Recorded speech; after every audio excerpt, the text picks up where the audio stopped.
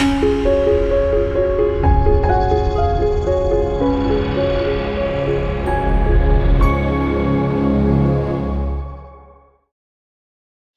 evening, everyone. It's another week for us to get going here. I am joined instead with Marshall. I am here with Brian, a little bit of a different take today. So I want to see what happens with a little bit of different faces, kind of keep going forward. So welcome, Brian, and look forward to our chat tonight. Sounds good. Yeah, thanks for having me. So we want to go over the Alpha platform a little bit more with a different face, different perspective. You are one of the first people to kind of load content. And I kind of wanted to see how you approach this, how you approach the platform, and how you think your kind of insider ways that you go about it can help people post on the platform further. And then better yet, I believe you're going to go through a little bit of the platform from your perspective as well, which is pretty cool. Yeah, so I think it's kind of neat because I've been part of Atheneum for a couple of years now, but I'm on the corporate partner side. I do own a chain of tanning salons. And so as a business owner, I have insight into what are the pain points for a company like mine. So we have about 30 employees. Atheneum, I think, is a great solution for any type of business that has anywhere from 10 to 1,000 employees. I think it can scale very well, but it also adds a lot of value for even smaller companies. We can get into that kind of the nuts and bolts of that. But I do think that I have an interesting perspective because I know what we're trying to build on the platform side, but I also understand what type of things as a person that does training and train new employees, train existing employees. I do hiring and all that kind of stuff. I have a perspective on that. So and that's why I think the corporate training portion of Atheneum is going to be very significant. While I think most people that are in the community are most excited about the learn portion, because that's a really cool. That's where the revolution is really going to happen. I think the business model side of the corporate partners is a very viable concept as well. Yeah, definitely. I mean, I couldn't agree more. The biggest thing that anyone that's in either a simple job, running a company, entrepreneur, the way that training is progressing right now in the overall industry, really doesn't matter what kind of job you're doing, especially with this next generation. They have grown up around smart devices, technology absolutely everywhere. So it's going to be about which companies and which brands are able to adapt, not just keep trying to shove the same techniques over and over. It's really repetitive, and younger people honestly are going to respond in different ways.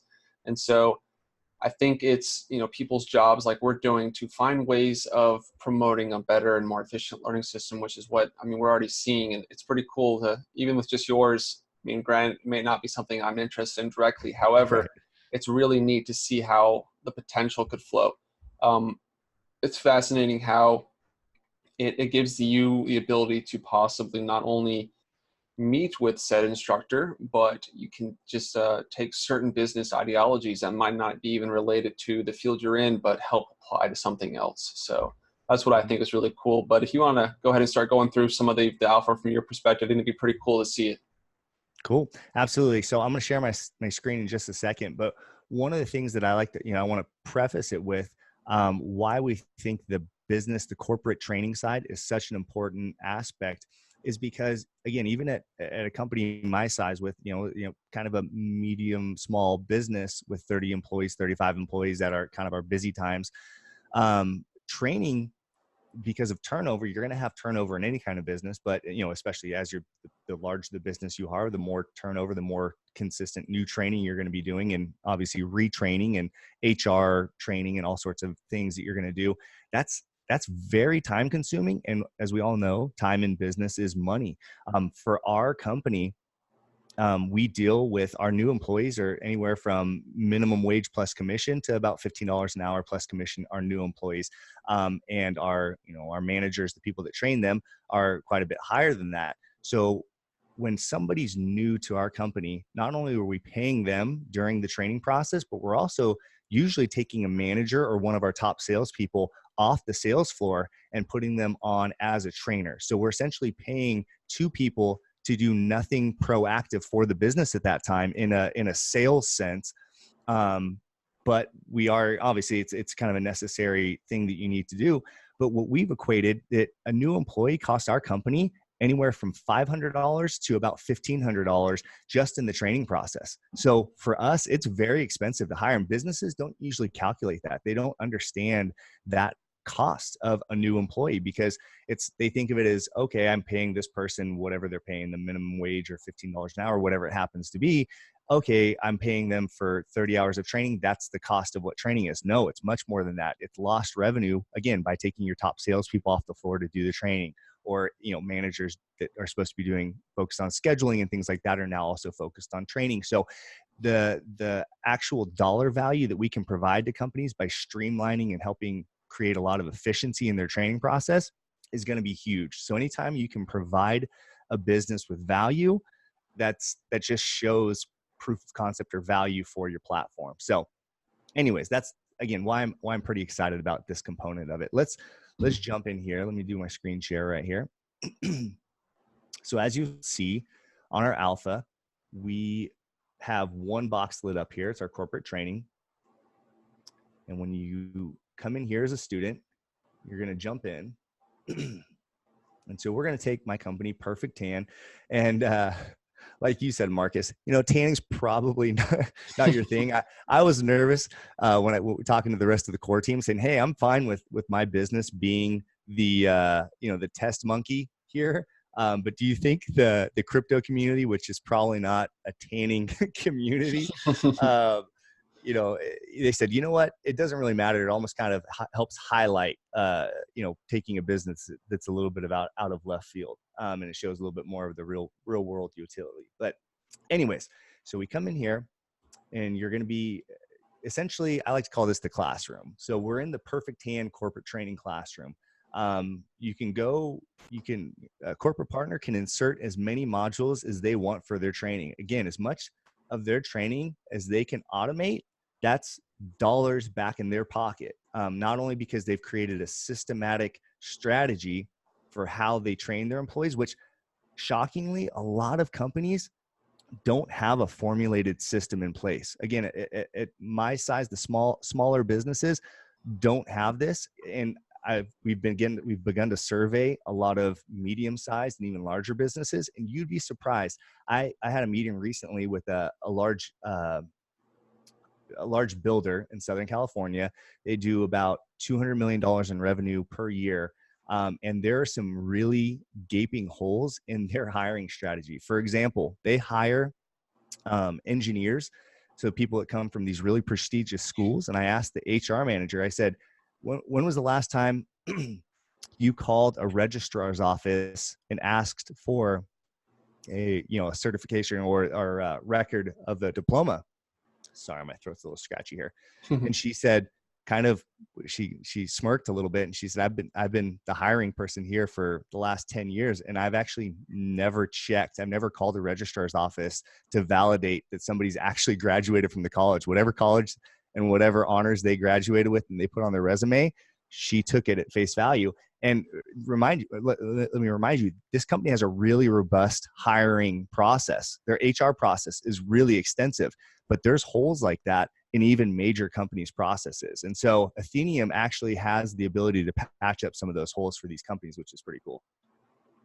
It's actually an interesting concept. Yeah. I mean, I haven't really thought about it that way either, but it's kind of weird how many people don't actually check what's on a resume is accurate. They're looking for keywords, but college is, a big deal for so many people, and you spend time and money going through it, but I haven't come across a lot of that either, where they actually are digging into your background to actually verify everything that you're giving them. I mean, yes, background checks are done in a lot of bigger companies and things, but how deep are they actually looking to see what is accurate?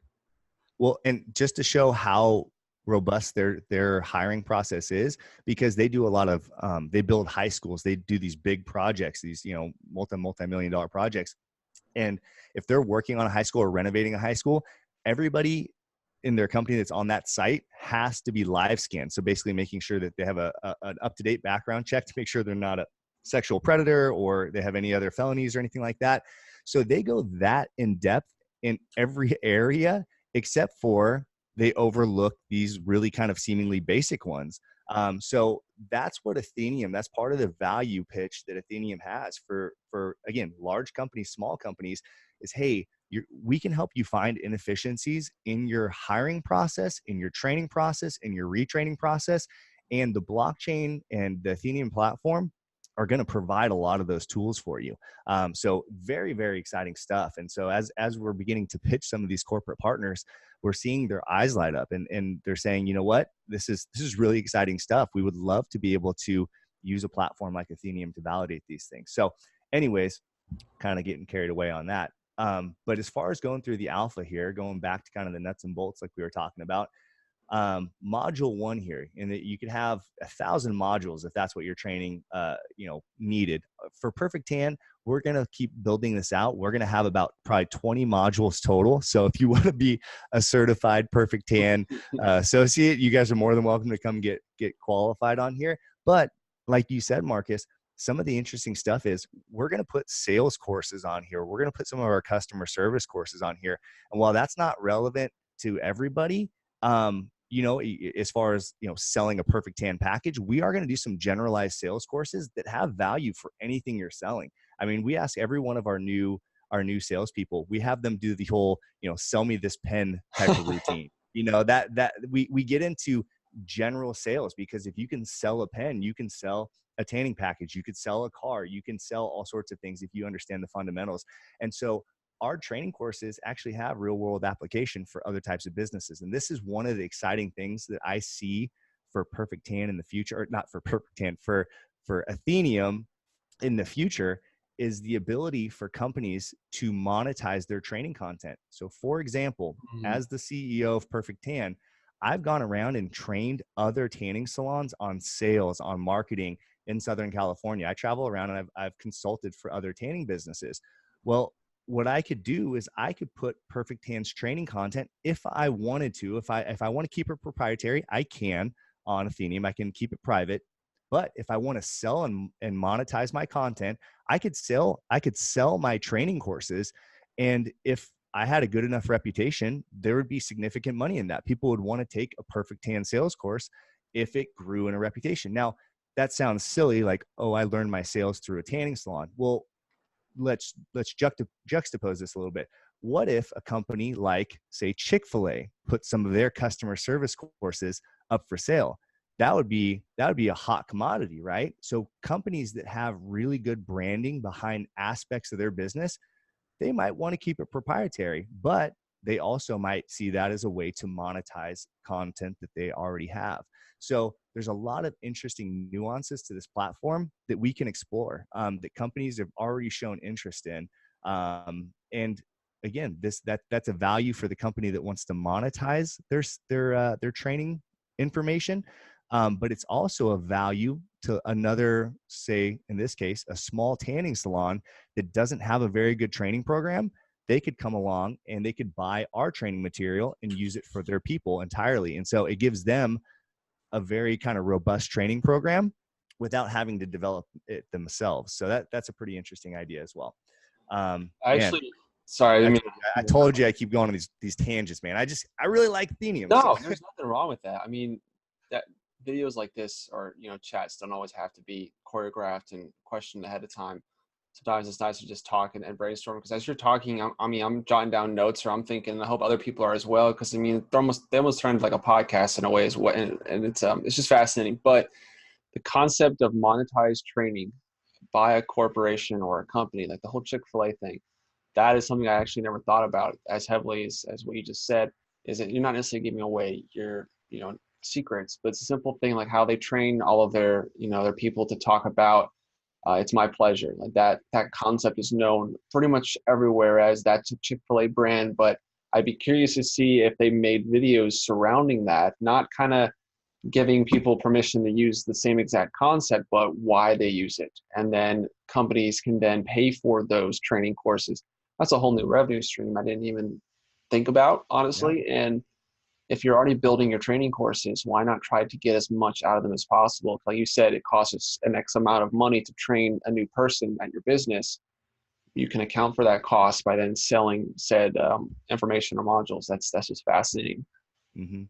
Yeah. I mean, it's when we talk about a marketplace and a platform, companies are literally going to be able to participate in a marketplace of training. I mean, it's going to not only be an avenue for revenue, but it's an avenue for other content, for other ideas and exchange of ideas. And that's kind of what the internet and the principles of blockchain. I know you're kind of a blockchain purist like I am. And, we look at things as being open source and things like that. So yes, there's going to be companies, when you're dealing with businesses, that are going to want to keep things proprietary and things secret, like you said, but there's kind of those open secrets like you were talking about. And those are the things that's, if Chick-fil-A could, or any type of business that has a good brand behind it, or maybe they don't have a big brand yet, but developing their reputation within Atheneum could build up their brand. Just like there's people on YouTube that weren't famous anywhere else. They built their brand within YouTube, and now they have this really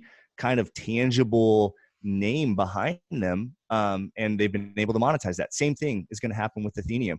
Companies are going to have good reputations on Atheneum and will have the choice to maybe do one-on-one trainings or sell their content, or all sorts of avenues that can open up. I mean, some of these brainstorming meetings we've had within the development team, within the marketing team, I mean, it gets really exciting, the functionality that will be built into this platform, and is already, because you're seeing the alpha here, is already being built into the platform. So anyways, No, any more questions before we move on, man? Sorry. not too much. I mean, just again, kind of just out loud brainstorming, because um, again, the viability, the possibilities, everything is just, if this really does kind of move forward in the direction I think it will be going, and it's kind of just take into account the way you're talking about brands and communities and the way things flow and knowledge, things like that. If I am, working in a job like sales, and I'm taking, modules either through a different platform or this one, I'm learning how to do the job, but then the company recommends, hey, you can search out X, Y, and Z brand, and they do really good videos on confidence.